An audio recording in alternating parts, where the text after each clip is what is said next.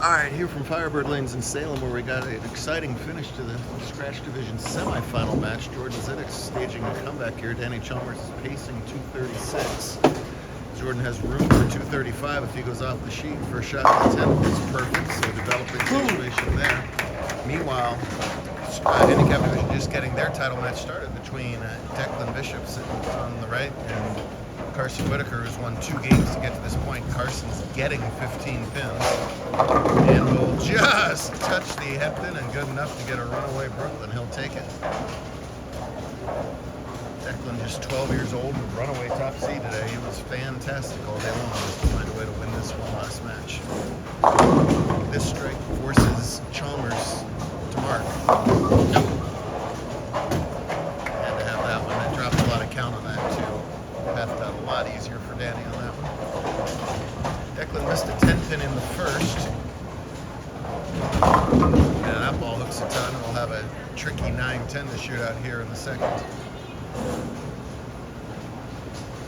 Key of the many bishops that are here.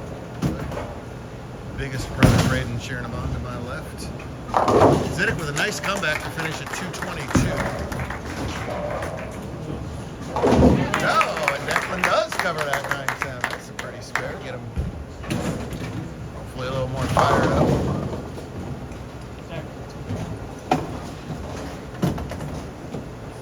Middle brother Cameron made the cut today too.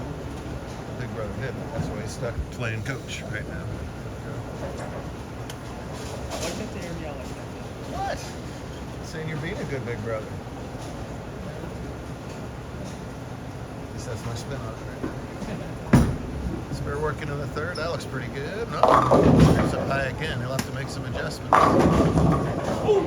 Danny needed just pins there. He got all of them. So Chalmers wins his second consecutive match. He's going to take on top seed Henry Hine for the scratch title. We'll get back to that.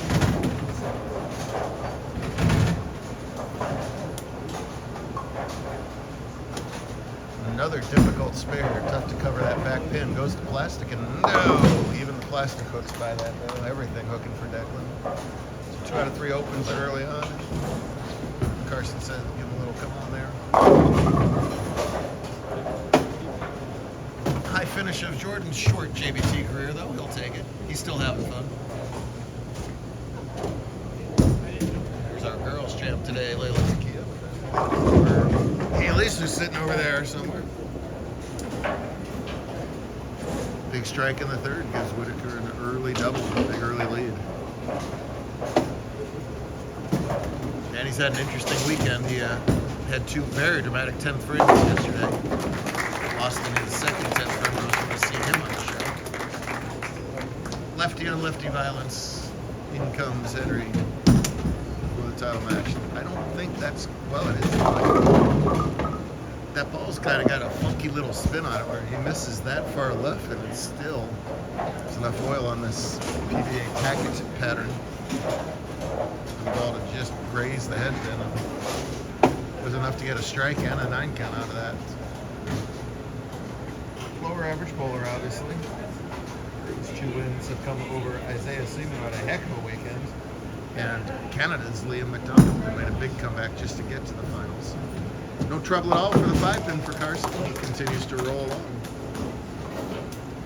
This is a mental test as much as a physical test for Declan. He can get in his own head a little bit. Because we know the bishops never do that. That was airing you out. Now, he's bowled spectacular all day long. He's just got to make a little adjustment on the lanes. And he sure does. There you go.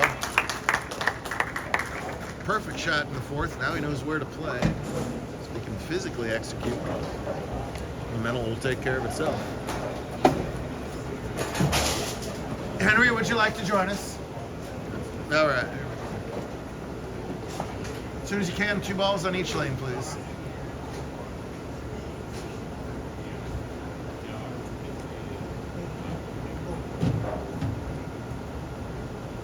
See if he can zero in on the left lane as well. That's got a wheel. Oh, it's wheeling. Oh, man. So real good adjustment. See, he's getting all on himself right now, and that was an excellent adjustment off the high hits earlier, but he's walking it out like he went double gutter.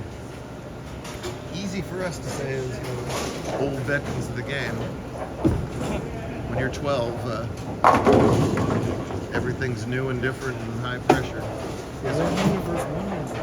Wow, yes. Danny correctly points out it's an all one-hander final over in Scratch. We have Scratch semis where there are 0 one-handers that even make the second round. We've had a bunch of them this year, wasn't Beaverton all one-handers? Beaverton was all one-handers. The finals at Riverside on Sunday was one-handers. Yeah. You're traditionalists up here in the Northwest. What can you say? Whitaker keeps grazing that hip, and it's good enough at the moment. Carson Shirt, of course, is telling everyone to shut up and bowl. People talk so much these days that his shirt person turned into a skeleton waiting for people to shut up. Henry taking his practice over there. This should be a good one. So, he's going to get it out further in that funky little spin. Well, it doesn't. It's been grabbing for him. It doesn't that time. He's open in the 5th, but he's got a 19-pin lead on the scoreboard and gets another 15 beyond that. 34 pins is nice, but it can evaporate in a heartbeat, especially in handicap.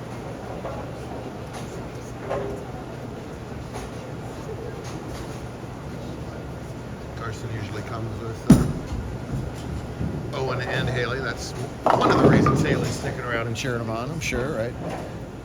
Are you all going home together? No? Just nice enough to stick around? What a gal.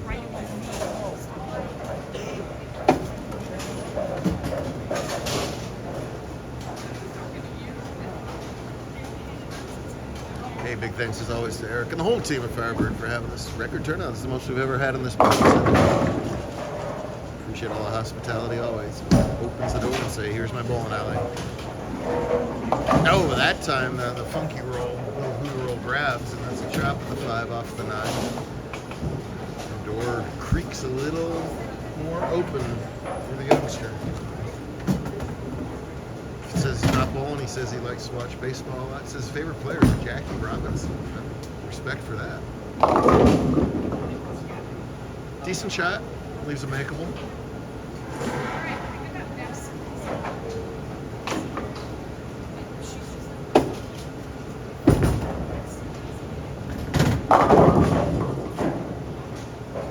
It's the last warm-up shot for Hines. We'll get those scores erased, and we'll do part 2 of this video for the rest of handicap and what we hope will be an excellent Scratch Division title match.